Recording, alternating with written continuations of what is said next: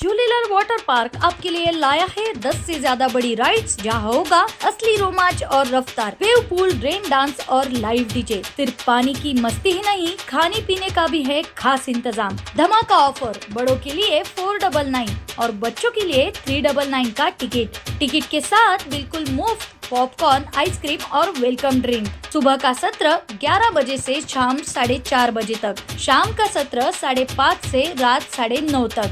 3 साल के कम उम्र बच्चों के लिए है बिल्कुल मुफ्त एंट्री। टिकट बुकिंग के लिए संपर्क करें jhulelalwaterpark.in। पिक एंड ड्रॉप सुविधा के लिए 9890770859। आज ही अपने परिवार और दोस्तों के साथ आइए और इस गर्मी को यादगार बनाइए। Jhulelal water park end resort, अनुभूति स्कूल के पीछे, शिरसोली रोड, जलगाव। संघटनेचे सगळे शेतकरी बांधव, सर्वप्रथम तुम्हाला महात्मा ज्योतिबा फुले आणि डॉक्टर बाबासाहेब जयंती यांच्या निमित्त माझा मानाचा मुजरा। मी एक छोटासा कार्यकर्ता आहे आणि मी जे काम करतो पोटतिडकीने करतो। मी कोणाचं घेत नाही, कोणाला देत पण नाही, त्याच्यामुळे रुबाबात जगायचं आणि रुबाबात बोलायचं। काय द्यायला फक्त मामासाहेब माझ्याकडे कवडी आहे, पण त्या कवडीची किंमत काय असते हे सगळ्यांना कळतं। दुसरा विषय, छत्रपती शिवाजी महाराजांनी स्वराज्य निर्माण केलं, डॉक्टर बाबासाहेब आंबेडकरांनी संविधान तयार केलं, पण तिसरा जो पर्याय आहे, कारण आपल्याला हे दोन पर्याय अजून कळाले नाही, म्हणून हे दोन पर्याय जेव्हा टिकतील, जेव्हा स्वराज्य म्हणजे रयतेसाठी आणि संविधान म्हणजे लोकशाहीसाठी, त्यावेळेस ज्या घटना, या गोष्टी जेव्हा आपल्याला सर्वसामान्य माणसाला, शेतकऱ्यांना, दीनदुबळ्यांना जेव्हा कळतील, तेव्हा खऱ्या अर्थाने सगळ्यांना लोकशाही कळेल। त्याच्याशिवाय लोकशाही कळू शकत नाही। कारण आपण या महापुरुषांना फक्त जयंती आल्या तेव्हाच आपल्याला आठवलं, आणि उरलेले 364 दिवस मग कराय कोण आपले बघा या देख ना दारू नाटावर जशी खरंय, मला एकदम खरं बोलता येतं।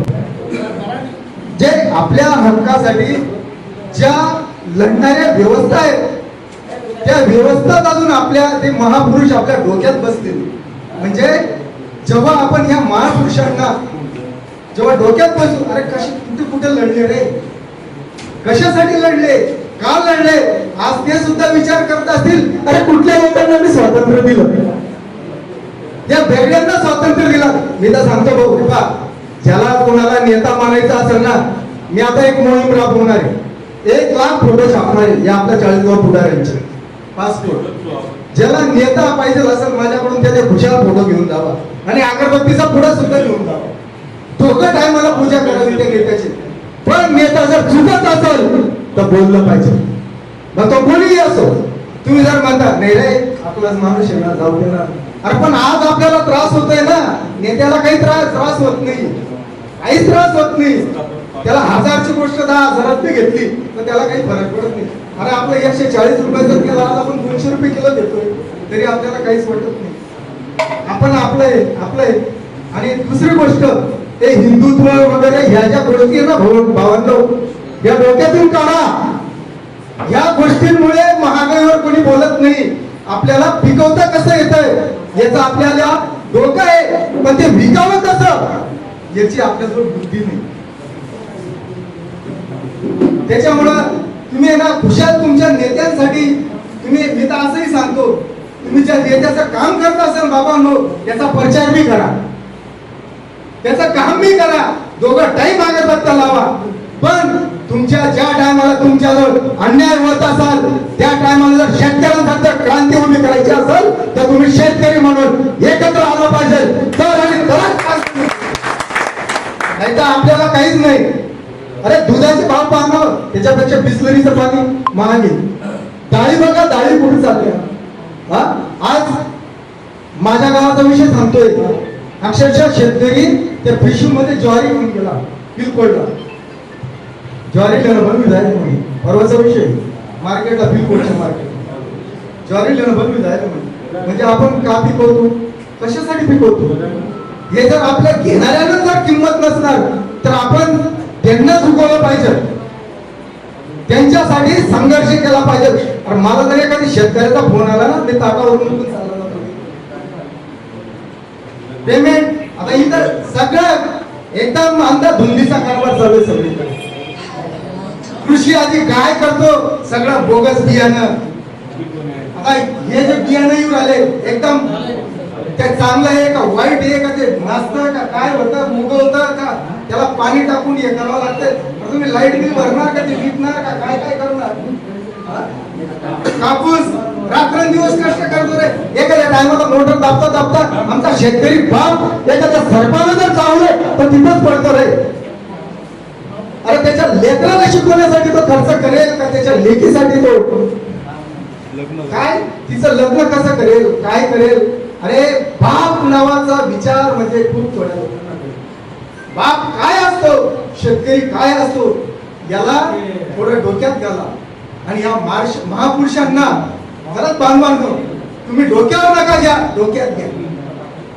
तर आणि तरच तुम्हाला न्याय मिळेल. आज मी जे बोलतोय ना, आझाद भारत, मी जे बोलतोय का बोलतोय मी, मला बऱ्याच लोकांनी ना, अरे ते पागल आहे बडबड करत राहत. अरे या पागलांना तालुक्याला बोलावं लावून दिलं. ही आपली काम करण्याची पद्धत आहे. जे खूप मला म्हणजे वेगळ्या याच्यात त्याला काय नाही, त्या कोणतं काम आहे ते करत राहत. पण आज खरं सांगायचं, अरे कुठल्याही गेलं जा 4 ते 5 तास आपल्या नावाची चर्चा असते. आणि मी सरकार याच्यासाठी घेत नाही अजूनपर्यंत. मी फक्त आपला एक आबासाहेब फौजी बांधव रिटायर झाले, फक्त तेवढं माझ्या जीवनाचा जो सत्कार आहे तो एक फौजीचा आदर करून मी तो फौजी सत्कार स्वीकारला. का की मला या शेतकऱ्यांची क्रांती पेटवायची, शेतकऱ्यांनी एकत्र आलं पाहिजे. अरे तुम्ही फक्त आहे ना आपल्या चाळीसगाव तालुका वरडावर, नांदगाव, मालेगाव, नाशिक जिल्हा, प्रत्येक पक्षाचे प्रत्येकाला गर्व आहे. पण जेव्हा शेतकऱ्यांचा विषय येतो सगळे शेतकरी एकत्र येतात. आणि इथं आपल्या शेतकऱ्याला 10 फोन लावला ही शोकांतिका आहे. आपण पक्षात वाटलं गेलो, जातीत वाटलं गेलो. आणि इथली जी व्यवस्था आहे प्रशासनाची असो या राजकीय व्यवस्था एकदम म्हणजे नीच सारखी परिस्थिती झाली. तुम्हाला जातीमध्ये भडकवण्याचं काम करतील, पेटवण्याचं काम करतील. पण जे मुद्दे आहेत शेतकऱ्यांचे, जे महागाईचे मुद्दे आहेत, जे तरुणांचे मुद्दे आहेत, जे सुशिक्षित बेरोजगारांचे मुद्दे आहेत, जे शेतकऱ्यांचे मुद्दे आहेत, यांच्यापासून तुम्हाला बाजूला करायचं. तुम्हाला फक्त जातीयवाद. आज जर या महापुरुषांनी जर लढले नसते तर आज आपले काय हाल झाले असते, जे याचा विचार सुद्धा आपण केला पाहिजे. आणि माझ्यापेक्षा जाणकार खूपच मोठे, मी लढतो रे. माझं जर कसं पाहिजे तर माझा उतारा सुद्धा नाही. मी भाड्याच्या घरात राहतो, माझा अकाउंट चेक करा, माझा अकाउंट सुद्धा नाही. मला जर कोणाकडून 500-1000 रुपये घ्यायचे असले ना तर मी दुसऱ्याचा अकाउंट द्यावं लागतो मला. आणि कसं हे दुःख नाही पावत रे. किती वर्ष याच्यासाठी आपल्याला स्वातंत्र्य दिले, याच्यासाठी आपले लोक लढले होते का की असं मांजरी सारखं राहायचं? मी ठरवलंय, ज्याला वाटो त्याला न वाटो, पण मी ठरवलेलं जगायचं तर वाघासारखं जगायचं, असं कुत्री मांजरी सारखं नाही जगायचं. आणि मला जोड मिळते, एक छावा पुढे येतोय. एक या भीमराव सर, सुभाष असेल, या कार्यक्रमाचं आयोजन करणारा मुकेश मिटकर असतील, बोलतायत आता आबासाहेब आमच्या चोपडावरून आलेत ना, संदीप पाटील. अचानक फोन केला, त्यांना तर माहिती पण नव्हतं हा कार्यक्रम कसला आहे काय. एका फोनवर आले, कशासाठी आहे, त्यांना काय पॅकेज मिळणार आहे का इथं? शेतकऱ्यांसाठी आलेले. पण तुम्ही शेतकऱ्यांनी एकत्र आलं पाहिजे. आणि मी असं म्हणत नाही मी तुमच्या मागे राहील, अरे तुम्ही माझ्या मागे राहा, मी तुमच्या पुढे राहील. अशी आपली काम करायची पद्धत. तो कुठलाही विषय असो, काहीही असो. कारण माझा या 40 गावातून नाना, मामा, आबासाहेब, माझा प्रेम जरी गेला ना तरी मी घाबरणार नाही. कारण मी सत्यासाठी लढतोय. कारण असं मला गांडूची आवाज म्हणून मला जगायचं नाही. थोडस जगायचं, पण एकदम रुबाबात जगायचं. मरताना नाही ना असे डोळे ताट पाहिजे, ताट, की हा कसा जगला. कारण अशी मिचकवलेले डोके नको, डोळे नको, का हा गांडू सारखा मेला. ताट मजा पाहिजे मरताना, ते मरण मला पाहिजे. त्याच्यासाठी काही करावं लागलं, आणि कोण रुस्तम नसल त्याच्याशी लढावं लागलं तरी मला काही फरक नाही. पण माझी एकच विनंती आहे भावांनो तुम्हाला, शेतकऱ्यांनी एकत्र या, एवढीच माझी तुम्हाला कळकळी. जय हिंद, जय शिवराय, जय संविधान, जय हिंद, जय शिवराय.